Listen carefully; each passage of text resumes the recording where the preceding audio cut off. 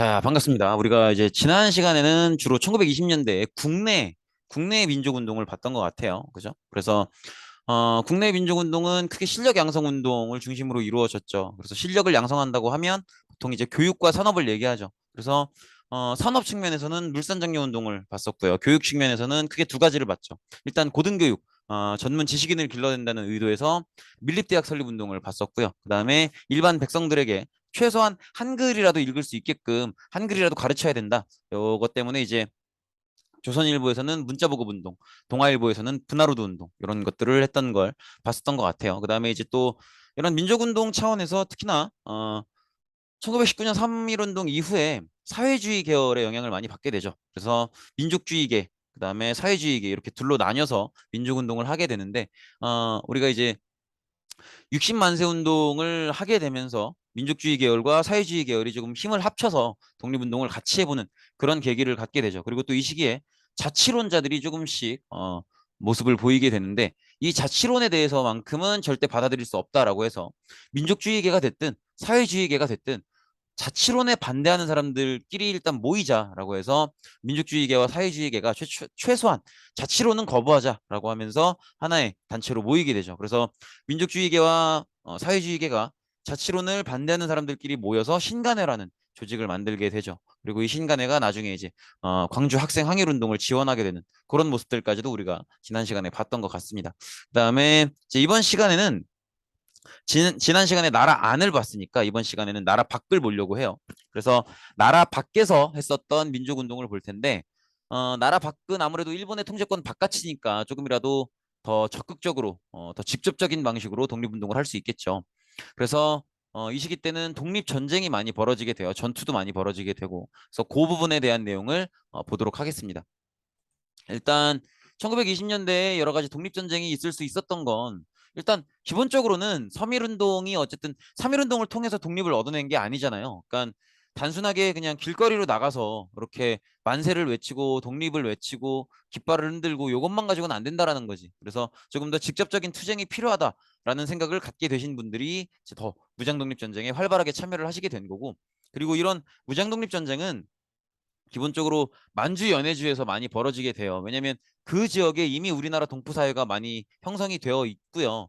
아마 기억하시겠지만 우리 그 식민지 되기 직전에 의병 활동할 때 우리 기억나시죠? 을미의병, 을사의병, 정미의병 있었고 그다음에 서울 진공작전 있었고 그다음에 호남 지역에서 의병 활동이 활발하게 벌어지는데 이걸 일본이 남한대토벌이라는 방식으로 진압을 하죠. 근데 그때 의병 활동을 하는 사람만 잡는 게 아니라 그냥 조선인이라면 다 일단 잡고 보는 그런 식으로 남한대토벌을 진행했었잖아요. 그래서 이제 의병 활동을 하시는 분들이 더 이상 일반 분들에게 피해 끼치면 안 된다라는 생각으로 만주 연해주로 많이 떠나셨었죠.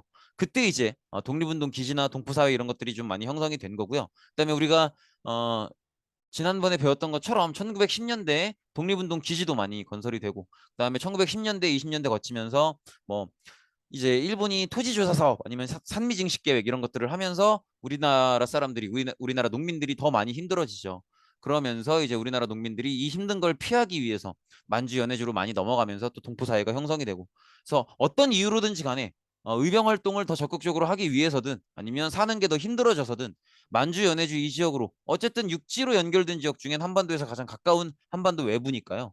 그래서 만주 연해주 지역으로 많은 우리나라 사람들이 건너가면서 동포 사회가 형성이 됐고 그걸 바탕으로 독립군 기지도 형성이 되고 또 그 기지를 근거 삼아서 이제 독립군 활동을 하게 됐다는 거죠.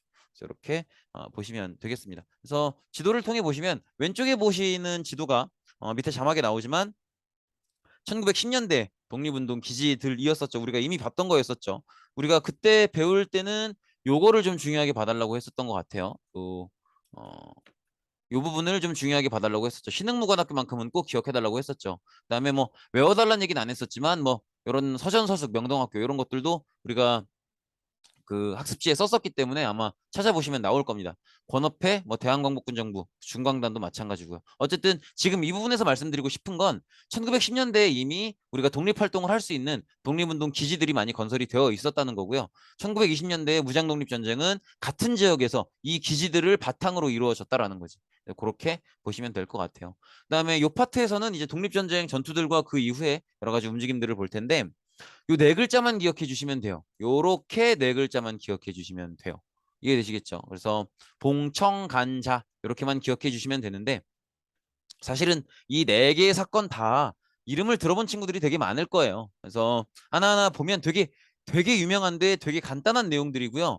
간단하긴 해도 사실은 거의 전 국민들이 한 번쯤은 들어본 전투 이름이고 한 번쯤은 들어본 인물 이름이기 때문에 여러분들도 딴 데 가서 무식하다 소리 안 들으려면 요 정도는 기억을 하고 계셔야 된다는 거죠. 하나하나 한번 보도록 할게요. 일단 첫 번째로 볼게 요 순서 그대로예요. 봉오동 전투입니다. 봉오동 전투는 홍범도 장군이 이끄는 대한독립군이 중심이 돼서 근데 대한독립군만 한 건 아니에요. 다른 여러 부대도 같이 들어오게 돼요. 그래서 대한독립군이 중심이 돼서 대한독립군을 포함한 여러 개의 독립군 부대들이 함께 일본군을 상대로 싸워서 승리한 그런 전투고요. 어, 사실 뭐 저는 그래요. 이번 시험을 위해서는 뭐 이런 부대 이름까지 다 기억하시면 너무 좋은데 너무 어렵죠. 왜냐면 이게 독립군 부대 이름을 다 기억해 달라고 말씀을 못 드리겠는 게 독립군 부대 이름들이라고 하는 게 되게 이제 단체 자체가 되게 많은데 음, 그 이름을 지을 때 몇 개의 단어들에서 돌아요. 그러니까 뭐 한국, 뭐 대한, 아니면 조선, 그리고 뭐 혁명, 뭐 독립, 뭐 광복 이런 몇 개의 단어들에서 돈단 말이에요. 그래서 사실 공부하다 보면은 죄송스럽지만 사실 그 이름이 그 이름 갖고 헷갈릴 때가 되게 많아요. 이거는 진짜 아마 이제 그 이해해 주실 거예요. 그죠? 영혼이 되신 그 독립운동가 분들도 이해해 주실 거라고 생각하는 게 정말 이름이 너무 많고 다 비슷비슷한 이름들이라서 여러분들이 헷갈리기에 충분해요. 그리고 지금 우리가 시험 범위가 되게 넓기 때문에 요 군부대 이름들을 다 기억하기는 좀 어려울 것 같고 상징적인 인물들을 기억하시는 게 더 중요하다고 생각이 돼요. 그래서 여기서는 요 봉오동 전투 홍범도 장군의 이름을 기억해 주시기를 좀 부탁을 드립니다. 그래서 이렇게 홍범도 장군이 이끌었던 대한독립군을 중심으로 여러 개의 부대들이 힘을 합쳐서 일본군을 상대로 싸워서 이겼던 전투가 봉오동 전투입니다. 요 분이 홍범도 장군님이세요. 어, 아마 연도는 정확하게 기억이 안 나는데 문재인 정권 그때 이제 원래는 중국 측에서 요 홍범도 장군의 시신을 보관하고 있었는데 우리나라가 이제 인도를 해서 이제 우리나라에서 모시게 됐죠. 그다음에 요 다음 전투는 아마 청자만 들어도 떠올리시는 전투 이름이 있을 수 있어요. 청산리 전투죠. 어, 일본이 봉오동 전투에서 패배했기 때문에 한 번 더 진짜 마음 먹고 대규모 병력을 동원해서 독립군을 공격을 했는데 그걸 막아내고 크게 승리한 게 청산리 전투고요. 이 청산리 전투를 이끌었던 건 아마 아실 거예요. 예, 김좌진 장군이죠. 김좌진 장군이 이끄는 북로군정서가 중심이 돼서 이 전투를 이끌었고요. 그다음에 이 전투도 마찬가지로 북로군정서가 중심이 됐긴 했지만 북로군정서만 싸운 건 아니에요. 특히나 봉오동 전투에 참여했었던 많은 부대들이 여기에도 참여해요. 왜냐면 비슷한 뭐 그렇게 먼 지역이 아니니까. 그래서 이렇게 김자진 장군이 이끄는 북로군정서를 중심으로 일본군의 대규모 공격을 막아내고 큰 승리를 얻었던 게 바로 청산리 전투다. 이렇게 보시면 되겠고, 요게 이제 김자진 장군이 청산리 전투를 끝내고 이기고 기념사진을 찍은 거고요. 요 분이 김자진 장군님이십니다. 이렇게 보시면 되겠고, 그다음에 일본이 이렇게 두 번이나 크게 지니까 일본이 무슨 생각을 하게 되냐면 분명히 병사들의 숫자도 자기들이 훨씬 많고 무기의 수준도 자기들이 훨씬 강하단 말이에요. 근데 두 번이나 연달아 졌어. 왜일까? 왜일까라는 생각을 하게 돼요. 그래서 일본군이 얻은 결론은 사실 굉장히 냉철한 분석이고 사실에 가까운 분석이에요. 뭐냐면 만주, 연해주 이 지역, 특히나 만주 지역에는 독립군들 말고도 그냥 독립군이 아닌 평범한 한인들도 많이 산다라는 거죠. 그러면 독립군에 직접 참여해서 싸우지는 못하지만 최소한 독립군들의 전쟁 활동을 몰래 도와주는 한인들이 굉장히 많다라는 거예요. 그러니까 뭐 그런 식인 거지. 하다못해 먹으라고 주먹밥이라도 찔러주고, 그죠? 하다못해 뭐 이렇게 집 구석 창고에다가 숨겨주기라도 하고, 하다못해 뭐 이 뒤로 돌아가시면 계곡이 나오는데 거기 되게 숨기 매복하기 좋습니다. 이렇게 지리 정보라도 알려주고 이런 한인들이 굉장히 많기 때문에 일본군이 패배할 수밖에 없었다라고 생각을 하게 된 거죠. 그래서 일본인들은 어떤 결정을 내리냐면 이게 독립군들을 잡을 게 아니라 독립군들을 돕고 있는 일반 한인들을 잡아야겠구나라는 생각을 하게 돼요. 그래서 벌어진 사건이 간도 참변이에요. 일단은 지금 보고 계시는 지도는 청산리 대첩과 봉오동 전투가 벌어졌던 지역이고요.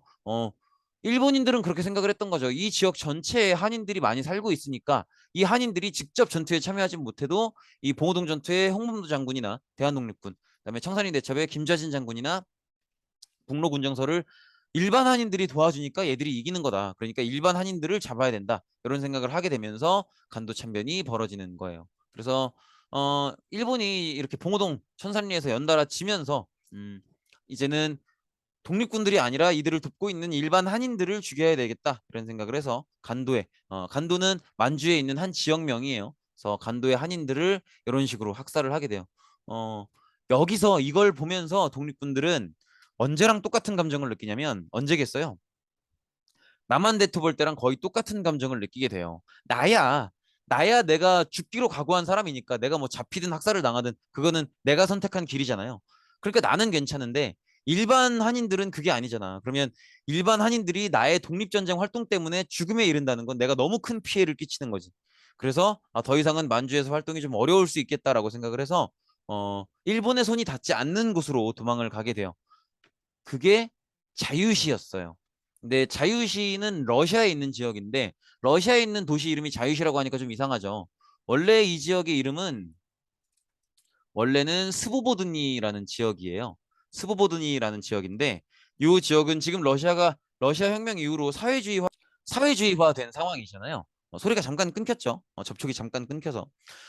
네, 러시아가 사회주의화된 상황에서도 그렇게 이념의 통제를 많이 않는 곳이, 이념의 통제를 많이 받지 않는 곳이기 때문에 좀 자유롭게 믿고 싶은 걸 믿을 수 있는 지역이었기 때문에, 그러니까 믿고 싶다기보다도 사회주의를 철저하게 따르지 않아도 되는 지역이었기 때문에 자유시라고 불리는데, 뭐 우리한테 그게 중요한 건 아니고요. 어쨌든 이 독립군들이 일본인들의 손길을 피해서 러시아령의 자유시로 들어가게 되는데 이게 사실은 자유시의 러시아인들 입장에서는 굉장히 당황스러운 사건이에요. 왜냐하면 웬 처음 보는 아시아인 남자들이 심지어 총을 들고 꽤 많은 숫자들이 자유시로 막 들어오고 있는 거란 말이야. 이거 어떤 분위기 생각하시면 되냐면 여러분들이 학교를 가는데 웬 군인들이 총을 들고 대규모로 계속 서구로 들어오고 있는 거야. 여러분들 동네로.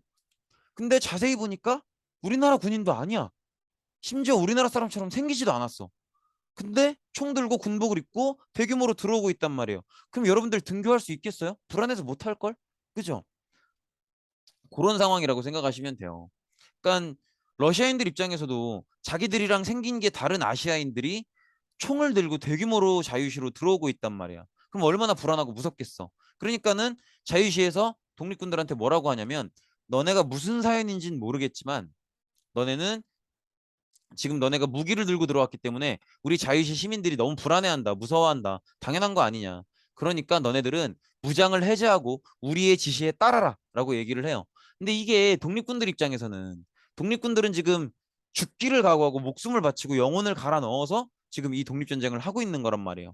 그렇기 때문에 그리고 또 자기들이 무장 독립투쟁으로 이미 방향을 결정을 했고 그러니까 자기들한테 이 무기를 빼앗겠다라는 건 자기들의 어떤 이 독립전쟁에 쏟아부은 어떤 영혼과 정체성을 다 빼앗겠다라는 거지. 그래서 자유시에서 무장해제를 요구했을 때 독립군들이 따르지를 않아요. 그래서 어쩔 수 없이 자유시도 이 독립군들을 공격을 하게 되는 거예요. 그래서 이때 자유시의 공격을 받으면서 굉장히 큰 피해를 입게 돼요. 더구나 이 과정에서 독립군들은 독립군들끼리도 갈라지게 돼요. 그래서 자유시의 지시를 따르지 않았기 때문에 자유시에게도 공격을 받고 그리고 또 독립군들끼리도 갈등이 생겨서 독립군들끼리도 이렇게 서로 공격을 주고받게 되고 그러면서 이때 독립군들이 굉장히 큰 피해를 겪게 됩니다. 어, 여기가 자유시인데 이리로 도망을 갔다는 거죠. 그래서 이때 이제 독립군들이 굉장히 큰 피해를 겪게 되고 그리고 어쨌든 큰 피해를 겪었던 어쨌든 간에 어떤 위기를 겪던지 간에 독립운동을 포기할 수는 없잖아요. 그래서 곰곰이 생각을 해보니까 여전히 그래도 다시 만주로 돌아가서 활동을 해야 돼요. 그래서 결국 만주로 돌아오게 되고 그리고 이때 이제 독립군들끼리도 갈등이 생겼다 그랬잖아요. 그래서 돌아온 뒤에는 하나의 단체로 활동을 하지 못하게 돼요. 그러면서 이렇게 참의부, 정의부, 신민부 세 개로 나눠서 활동을 하게 되는데 그래도 어쨌든 일본군이라는 적을 맞아서 전쟁을 할 생각이면 그래도 이 세 개의 부서를 어떻게 해서든 합쳐보려고 하나로 힘을 합쳐보려고 노력을 해야겠죠. 그래서 삼부를 통합하려는 민족유일당 운동이라는 걸 전개하게 됩니다. 그래서 어떻게 해서든 합쳐보려고 하는데 그래도 결국 서로 생각하는 게 다르니까 하나로 합치지는 못해요. 그래서 이렇게 국민부와 혁신의회 두 개의 세력으로 다시 통합 정리가 되고 이 상태에서 독립전쟁을 이어가게 됩니다. 그래서 이게 지금 참의부, 정의부, 시민부가 각각 자유시에서 돌아와서 자기들이 자리를 잡은 그 위치인데 뭐 지도상에서 참의부, 정의부, 시민부 위치를 골라달라 그렇게까지 외울 필요는 없을 것 같아요. 근데 어쨌든 요 순서 봉청, 간, 자 그 다음에 자유시에서 다시 만주로 돌아와서 참의부, 정의부, 시민부 세워놓고 그 다음에 이걸 다시 통합운동을 벌여서 국민부, 혁신의회까지 갔다라는 거. 그 정도는 기억을 해두셔야 될 것 같아요. 네, 요 정도입니다. 네. 그렇고 이제 두 번째로 의열투쟁을 보게 될 텐데 약간 페이크였죠. 끝난 줄 알았죠. 의열투쟁이라고 하는 건 우리가 이미 한번 본 적이 있죠. 그 우리 식민지 되기 직전 직후에 이제 어, 안중근이 뭐 이토 히로부미를 죽이고 그 다음에 또 장인환 전명훈이 우리 제1차 한일회박 때 외교 고문으로 있었던 스티븐스를 죽이고 이런 식으로 우리가 한번 이미 본 적이 있었죠. 그런 식으로 요인을 암살한다든지 주요 기관을 폭파한다든지 하는 게 의열투쟁이에요. 근데 3.1 운동을 하고 나서도 어쨌든 어 뭐랄까요? 이 독립을 얻어내지 못했고 그다음에 우리가 기억하겠지만 파리강화 회의에 김규식을 보내서 독립선언문을 어 제출을 하잖아요. 근데 그것도 받아들여지질 않았죠. 그러면서 우리가 무슨 생각을 하게 되냐면 이런 식으로 뭐 무슨 이렇게 다른 나라한테 부탁을 한다든지 아니면 우리가 길거리에 나와서 그냥 독립을 외친다든지 이런 식으로는 독립을 얻어낼 수 없다. 조금 더 직접적이고 적극적인 활동을 해야 된다. 마치 앞전에 우리 봉천간자에서 이렇게 전쟁 치르듯이 그런 생각을 하게 되면서 만들어진 또 하나의 운동 방식이 의열투쟁이죠. 그래서 일부 독립운동가들이 무력투쟁이 필요하다고 생각을 하게 되면서 그 방식 중에 하나로 의열투쟁을 하게 되는 거예요. 그래서 두 개의 단체를 보게 될 텐데요. 첫 번째로는 의열단입니다. 1919년에 요거는 11월 달에 조직이 돼요. 그래서 뭐 11월 달을 기억할 필요는 없지만 어쨌든 3.1운동 이후라는 거. 그래서 만주에서 김원봉이라는 선생님께서 조직을 하시게 되고요. 역시 활동 목표는 일제의 주요 기관을 폭파하고 그다음에 고위 관리나 친일파 같은 주요 요인들을 암살하는 게 이제 목적이 되겠습니다. 그리고 의열단의 가장 중요한 특징은 사실 의열단 같은 성격의 활동을 하는 단체들은 많아요. 근데 의열단 한테서만 볼 수 있는 특징이 바로 이 글이에요.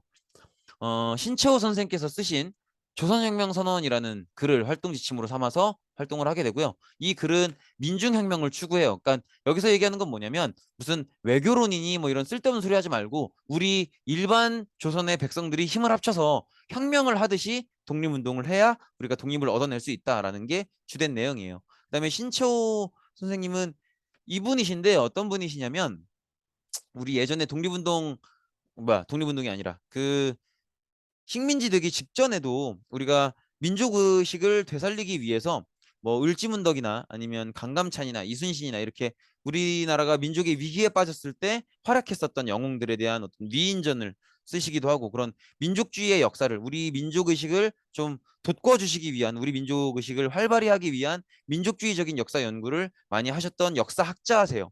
근데 이분께 이제 김원봉 선생께서 글을 부탁해서 그래서 신채호 선생께서 쓰신 글이 조선혁명선언이고요. 이 글을 활동 지침으로 삼아서 의열단이 활동을 했던 거죠. 그렇기 때문에 의열단의 가장 중요한 그러니까 어떤 단체 이름인지 안 주고 단체의 특징들을 쭉 주는데 요걸로 어떤 단체인지 알아내야 돼. 근데 그때 가장 많이 주는 게 신채호의 조선혁명선언이에요. 그래서 여러분들은 그 단체의 특징으로 신채호가 쓴 조선혁명선언을 활동 지침으로 삼았다. 요걸 보시면 아 이거 의열단이구나 이렇게 알아보실 수 있어야 된다는 거예요. 이해되시겠죠? 이렇게 보시면 되겠고 이게 조선혁명선언이라는 글입니다.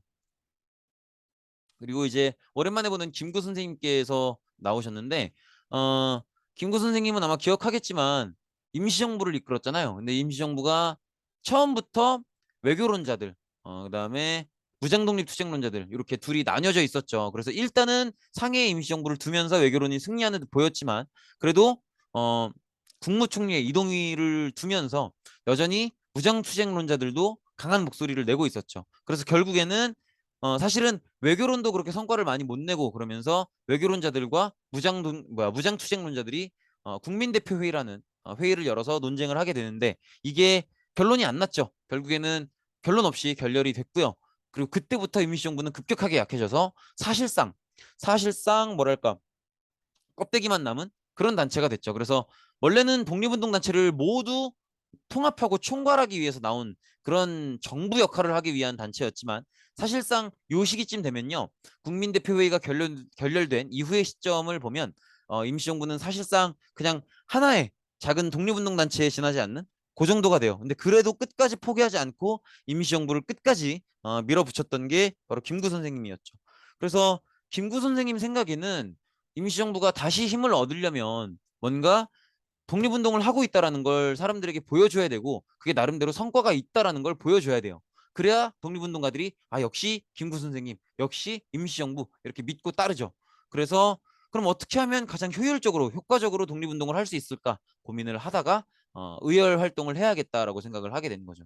그래서 1931년에 김구를 주도로 조직된 단체가 바로 화면에 보이시는 한인애국단입니다. 근데 여기서는 일단은 연도를 좀 주목을 해주세요. 사실 저도 한인애국단 내용을 지금 여러분들이 20년대에 우리의 나라 바깥에서의 독립운동을 배우고 있는데 지금 한인애국단은 31년도에 조직이 됐기 때문에 저도 사실 이 PPT에 넣는 게 적절한지 좀 고민을 했어요. 근데 그래도 의열투쟁을 같이 배운다라는 관념에서 여기에 넣었는데 음, 일단 한인애국단의 주요 활동 내용을 보면 이봉창 선생께서 일본의 수도죠. 도쿄에서 일본 국왕, 천황이라고도 하죠. 일본 국왕에게 폭탄을 던져서 암살을 시도했던 그런 활동이 있고요. 이분이 이봉창 선생님이세요. 그다음에 이제 또 다른 사례로 윤봉길 선생께서 이제 일본군이 상하이를 점령하고 나서 이 점령 기념식을 열었을 때 거기다가 도시락 폭탄을 던진다고 하죠. 그래서 도시락 폭탄을 던져서 상당히 많은 일본군 장교들을 죽이게 돼요. 그래서 그런 활동들을 했었다라는 건데 이분이 이제 윤봉길 선생님이시죠. 근데 뭐 다 너무나 숭고하고 중요하지만 요게 너무 중요해요. 사실은 윤봉길 선생의 이 활동, 이 홍커이 공원에서 폭탄을 던져서 일본군 장교를 상당히 많이 죽인 그 사건이 왜 중요하냐면 연도를 잘 보세요. 1931년이란 말이에요. 1931년이면 일본의 만주 침략이 있던 해예요. 그러니까 무슨 얘기냐면 요 때는 이미 어 일본과 중국이 싸우고 있는 상황이라는 거죠. 그러니까 일본군이 상하이를 점령했다는 얘기가 나오지. 그럼 여기서 뭘 생각하셔야 되냐면 자 보세요. 이제 중국도 일본을 적으로 생각하고 있죠. 그다음에 우리나라 독립운동가들도 당연히 일본을 적으로 생각하죠. 그러니까 중국이나 우리나라 독립운동가들은 똑같이 일본을 적으로 생각하는 거예요. 그러면 일본을 상대로 중국과 우리나라 독립운동가들이 뭘 할 수 있는 거예요? 동맹을 맺을 수 있는 거죠. 그걸 만들어준 계기가 바로 윤봉길의 의거예요. 그래서 윤봉길이 홍커이 공원에서 이제 도시락 폭탄을 던져서 상당히 많은 일본군 장교를 죽였을 때 중국에서는 그 모습을 보면서 아, 한국의 독립운동가들을 믿고 신뢰하고 얘들이랑 같이 일본을 상대로 싸울 수 있겠다라는 생각을 하게 돼요. 그래서 우리나라 독립운동가들한테 중국에서 활동하는 것도 마음껏 활동해라 이렇게 인정을 해주고요. 그다음에 우리나라 독립운동가들을 굉장히 많이 지원해주기도 해요. 그래서 임시정부가 독립운동을 하는 과정에 있어서 일본을 상대로 싸우는 과정인 거죠. 그 과정에 있어서 중국의 지원을 받게 되는 계기가 되었다라는 거. 그거를 꼭 기억해 주시면 되겠습니다. 네, 고생 많으셨습니다. 오늘은 여기까지입니다.